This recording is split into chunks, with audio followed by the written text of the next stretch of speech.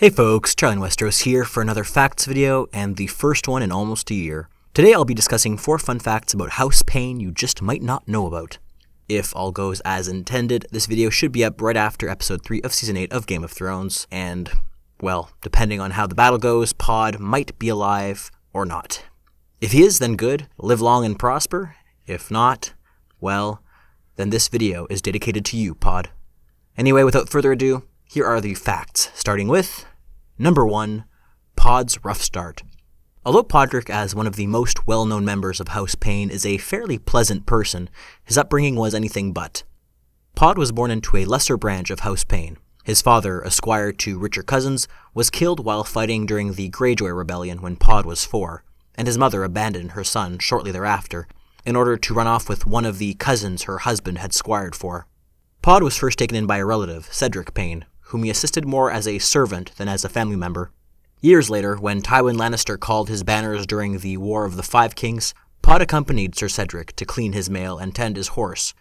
Cedric would soon die while fighting in the Riverlands, so Pod then attached himself to Sir Lorimer, a hedge knight charged with protecting the baggage train. Alas, in his drunken stupor, Sir Lorimer was caught stealing a ham from Tywin Lannister's personal stores, which he shared with Pod.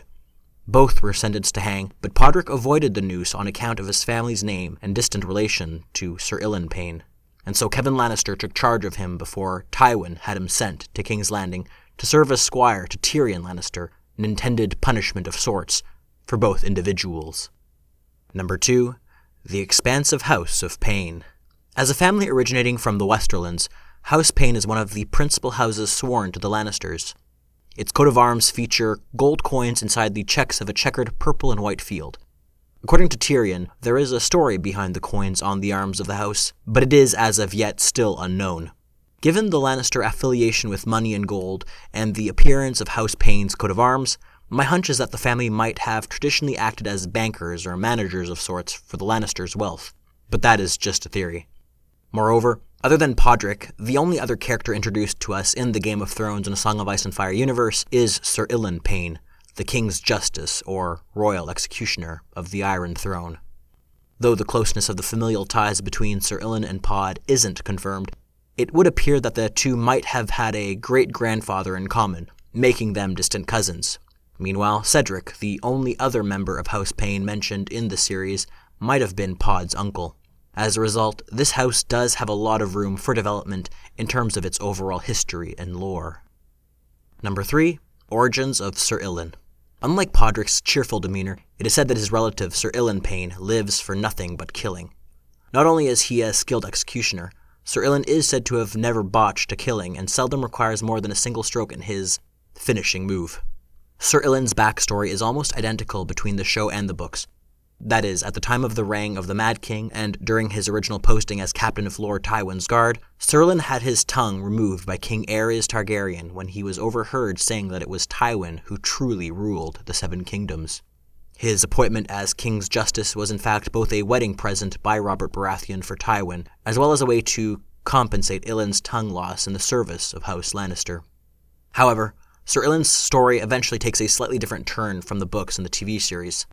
As the man who executed Ned Stark in Season 1, Ilyn once featured on Arya's kill list before seemingly being omitted from the list entirely by Season 5 of the TV series.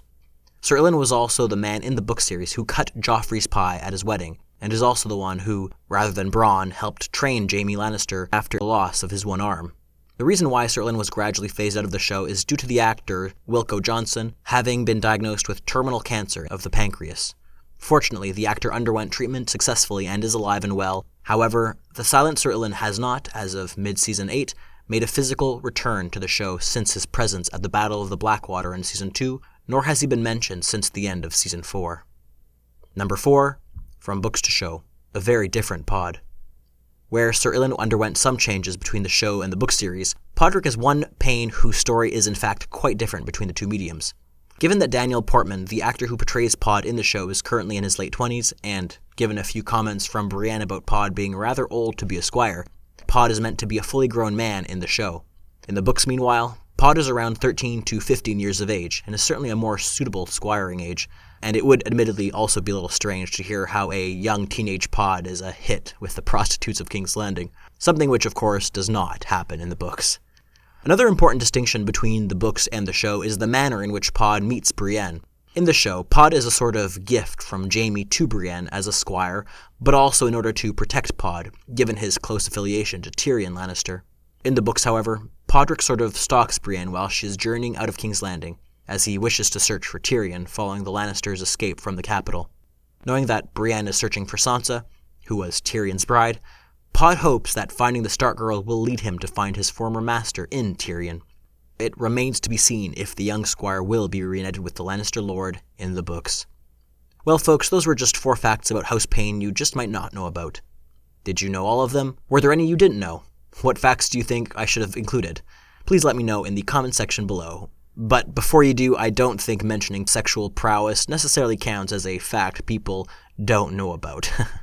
Anyway, that is all for now. Don't forget to like and subscribe if you enjoyed this video, and as always, I will see you all next time.